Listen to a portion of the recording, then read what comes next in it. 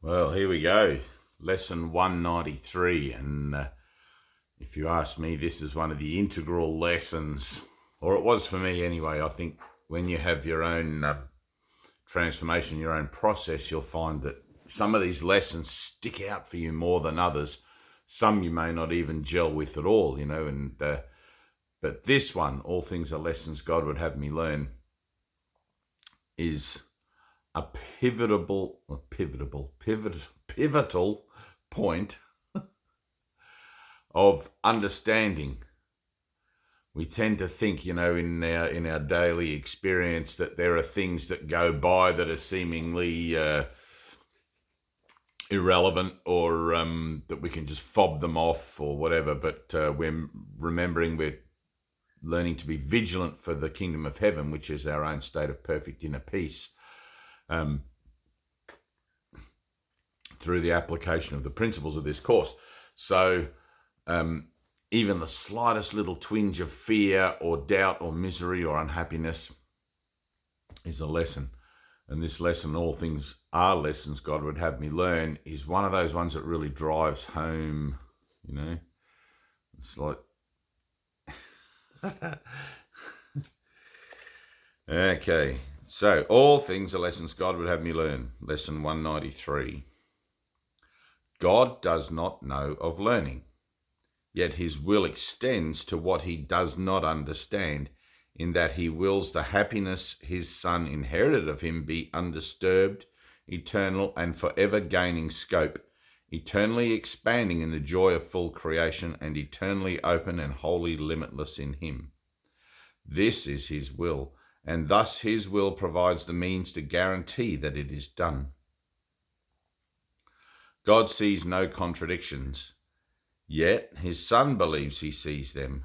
Thus he has a need for one who can correct his erring sight and give him vision that will lead him back to where perception ceases. God does not perceive at all, yet it is he who gives the means by which perception is made true and beautiful enough to let the light of heaven shine upon it. It is he who answers what his Son would contradict and keeps his sinlessness forever safe. These are the lessons God would have you learn. His will reflects them all, and they reflect his loving kindness to the Son he loves. Each lesson has a central thought, the same in all of them. The form alone is changed, with different circumstances and events, with different characters and different themes, apparent but not real. They are the same in fundamental content. It is this: forgive, and you will see this differently. Certain it is that all distress does not appear to be but unforgiveness. Ready? Certain it is that all distress does not appear to be but unforgiveness. Yet that is the content underneath the form. All right? Remember, we've said many times in these videos, don't judge the form, apply the principle. Okay? Say that to yourself 50 times today. Don't judge the form, apply the principle.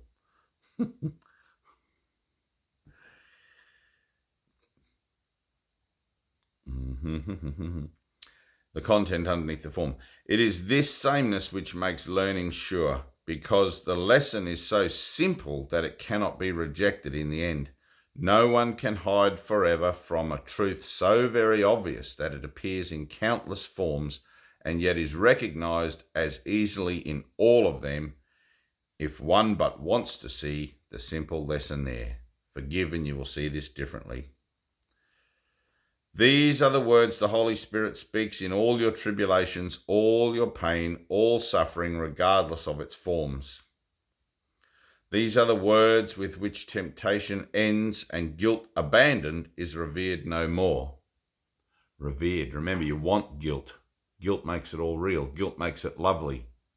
It's guilt that we cherish. So whenever you find that guilt within yourself, it's like, oh, there's a secret desire for it there. And it's like, oh man, I must want this guilt. I'm experiencing it.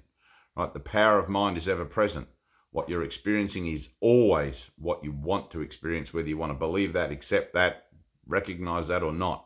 It doesn't make any difference. You get the results of your own thinking, and that's the only results you ever get. Therefore, if my thinking is bringing me guilt, that's what I want, right? Luckily, that's part of the old script, and we're now transitioning through, and as we transition further, you'll look back occasionally on the old script and go, how did I ever even want that? Well, why would I, I must be mad. Yes. Reminds me of like a Monty Python movie. You must be mad. Revered no more. These are the words which end the dream of sin and rid the mind of fear. These are the words by which salvation comes to all the world. Shall we not learn to say these words when we are tempted to believe that pain is real and death becomes our choice instead of life? Shall we not learn to say these words when we have understood their power to release all minds from bondage? These are words which give you power over all events which seem to have been given power over you. You see them rightly when you hold these words in full awareness, and do not forget these words apply to everything you see or any brother looks upon amiss. Apply to everything you see or any brother looked upon amiss.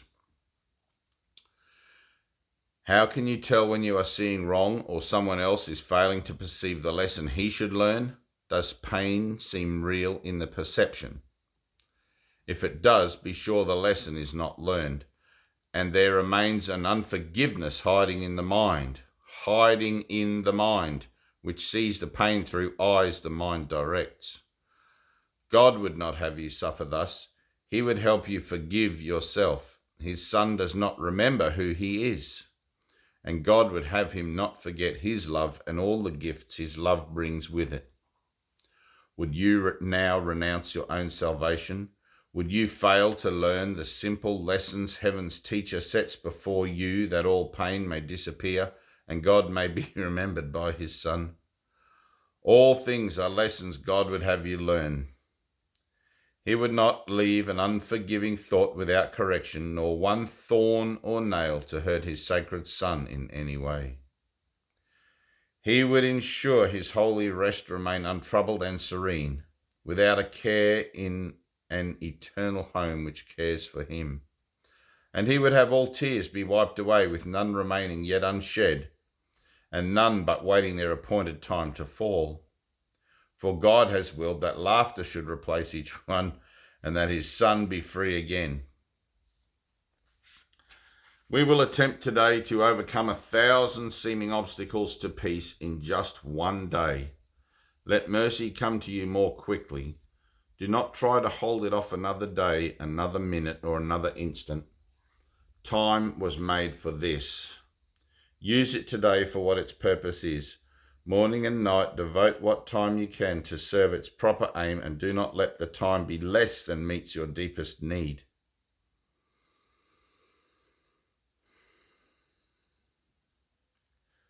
Give all you can, and give a little more, for now we would arise in haste and go unto our Father's house. We have been gone too long, and we would linger here no more. And as we practice, let us think about all things we saved to settle by ourselves. Let me start that again. And as we practice, let us think about all things we saved to settle by ourselves and keep apart from healing. Let us give them all to him who knows the way to look upon them so they will disappear. Truth is his message. Truth his teaching is. Here are the lessons God would have us learn. Each hour, spend a little time today and in the days to come. Thank you. In practicing the lesson in forgiveness in the form established for the day, and try to give it application to the happenings the hour brought, so that the next one is free of the one before. The chains of time are easily unloosened in this way. Let no one hour cast its shadow on the one that follows, and when that one goes, let everything that happens in its course go with it. Thus will you remain unbound in peace eternal in the world of time. This is the lesson God would have you learn. There is a way to look on everything that lets it be to you another step to him and to salvation of the world. To all that speaks of terror, answer thus, I will forgive and this will disappear. To every apprehension, every care, every form of suffering, repeat these self-same words, and then you hold the key that opens heaven's gate and brings the love of God the Father down to earth at last to take it up to heaven. God will take this final step himself. Do not deny the little steps he asks you take to him. Whew.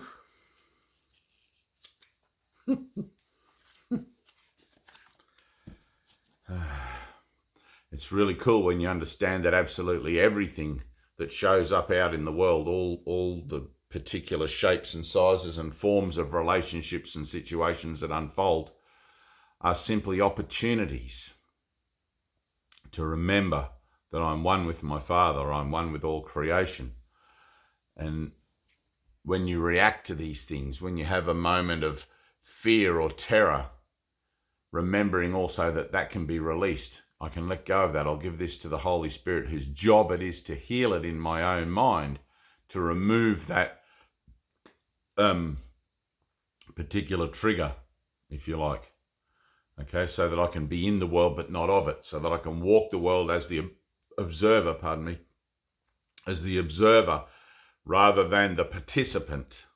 Okay, and I know I've said this one before, it's as if you're got your backpack on and you're just a traveler here through time and space.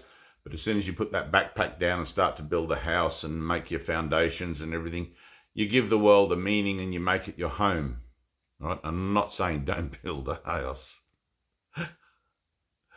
I'm just saying look at the meaning you've given everything. So every time that there's upset, it's because I've given it a meaning. And that meaning obviously has to conflict with what it is that true meaning is, because in my own mind, fundamentally, as a let's say participant in time and space, I don't know what true meaning is. So it's like trying to say 2 and 2 equals 6. It's like, that's not going to be right. Doesn't matter which way you want to add it up. Right, so learning to let go, it's like I'm letting go of the past, and the future. And I'm learning in my mind training to stay in the here and the now, letting go of what it was that the past hour held, right? And what the next one might look like. This is the mind training of the here and the now.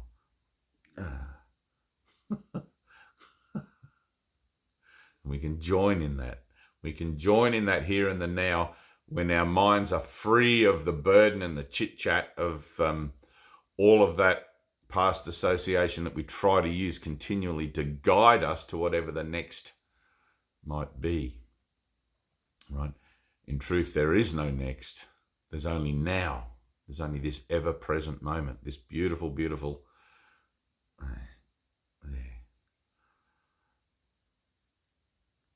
There. And peace is restored. I love you. And I'm enjoying doing these lessons, and I'm actually getting a few people writing in and saying, oh, thanks for doing the lessons. We're all following you along as a group, or I'm doing the lessons, or there's no group around here, whatever.